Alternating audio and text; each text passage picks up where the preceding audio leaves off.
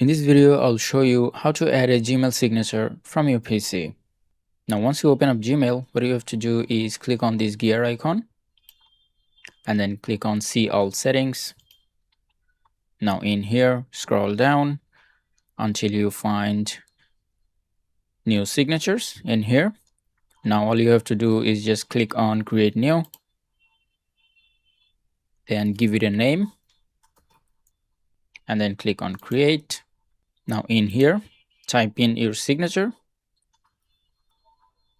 And once you're done, just scroll down and then click on Save Changes.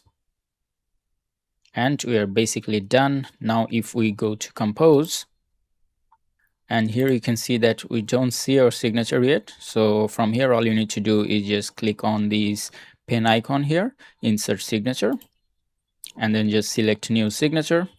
And here you can see that our signature is now showing. Now we can type an email and send that email, and our signature will be there.